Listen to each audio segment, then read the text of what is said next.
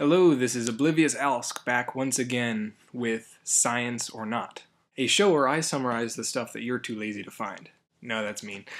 I basically keep my eyes open for some cool science stuff and bring it to the masses, in other words, you guys, in hopes that you will like what I'm telling you and go look for some interesting science on your own. This episode will be mainly about outer space and many other things that could relate to the cosmos. Everything up there? No, not up there. Up there. In essence, making this show one of phenomenal cosmic power. Itty bitty living space. That was a Disney joke, that one. First big subject I'd like to talk about is antimatter. Spoiler alert! You know that thing that exploded at the end of Angels and Demons? Shiny ball about this big? In case you don't know what antimatter is, it is essentially the mirror image of matter, being the substance that every single thing we know of is made out of.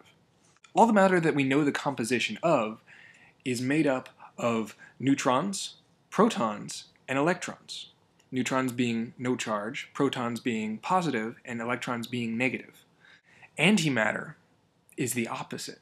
Without going ridiculously into detail, antimatter is essentially that same neutron, antiprotons, and positrons. Neutron being neutron, of course, antiprotons being negative protons, and positrons being positive electrons. It all sounds so backwards, but that's because it is. Antimatter is the exact opposite of matter, which is why when they come into contact with each other, it go boom.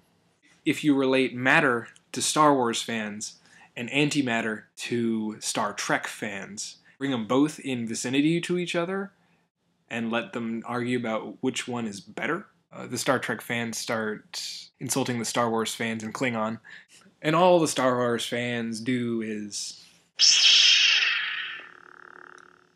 So, with it going boom, you can imagine it would be extremely hard to get and hold some of this antimatter, which it is. It is incredibly hard to get a hold of this stuff, because as soon as you touch it, you don't have a finger.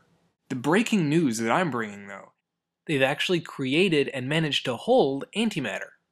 It's not quite as impressive as it first sounds because they only managed to capture about 10 antihydrogens, and then each only for about 0.2 seconds. Well, the people who managed to do this was CERN, the research facility that runs the Large Hadron Collider. For this experiment, they had two teams, the alpha team and a beta team, both trying to figure out how to create antimatter, both with different strategies. And Team Alpha came out on top with antimatter. The best part about it, though, that I think is just so ironic, they didn't even use the LHC at all.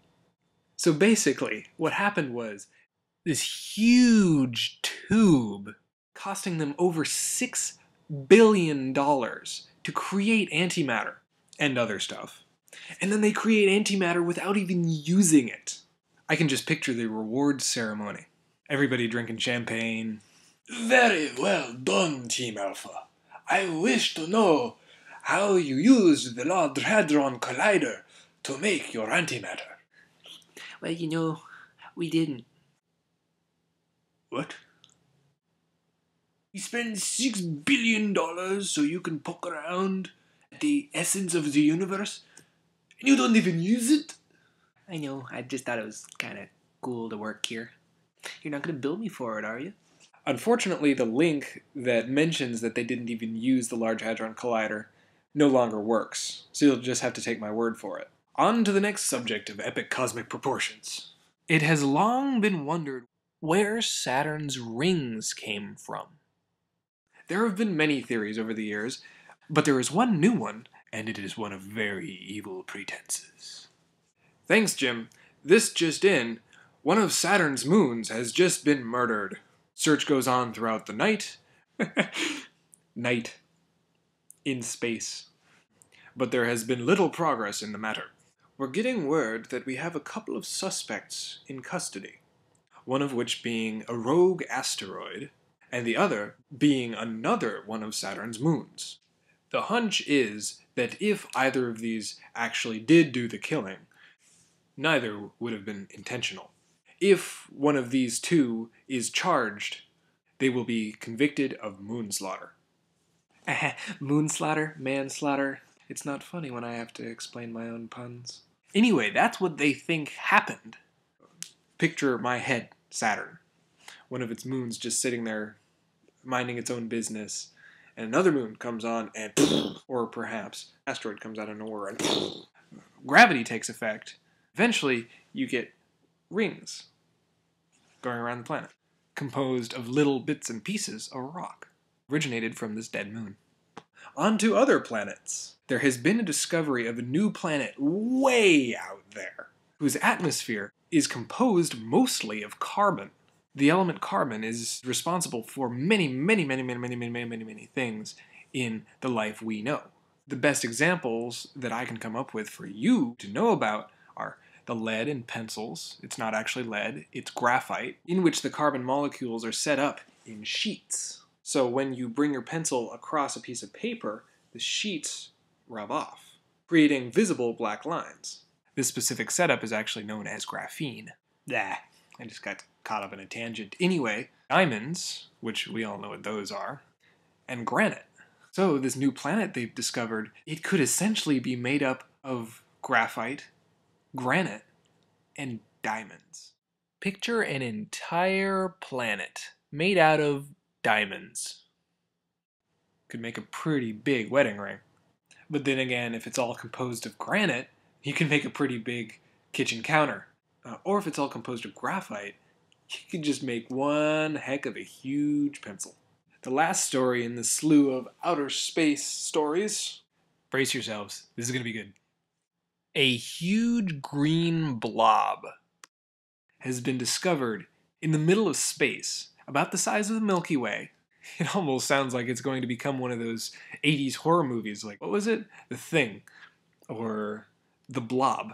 Just one giant entity devouring every single thing around it. Could this be the end of the universe? I'm just waiting for 2012, thank you very much. But apparently, blobs like this aren't uncommon in outer space. The strange thing about this one is that it's humongous, and it's giving birth to new stars. So not only do we have a giant green blob in the middle of space, we have a giant green blob in the middle of space that's having babies. This giant green blob is nothing really to worry about. It's just a giant entity of gas. So basically the universe farted and this is what we got. Fun little mini fact. The tardigrade, otherwise known as the water bear, is known for its incredibly close to immortal capabilities. It can last for almost a decade without any water, can survive near absolute zero temperatures, in addition to surviving extreme temperatures around 150 degrees Celsius, otherwise known as 300 degrees Fahrenheit. 1,000 times more radiation than almost any other animal can stand. And it's been documented spending 10 days in the vacuum of outer space, living normally, even laying eggs that hatched. It is known as the water bear because the way it walks is kind of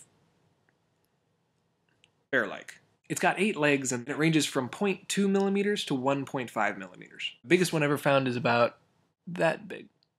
Give me my honey. So that's all the fun science stuff I've come up with lately. It is now almost 3 in the morning and I'm getting tired, so I'm going to go to sleep. All of the stories that I talked about today are in the drop-down bar below. Let me know if you find any of them interesting in a comment or video response. And also, let me know if you find anything else interesting that you'd like to share. I might just bring it up in the next show. This has been Oblivious Alsk. See you next time. Whoa.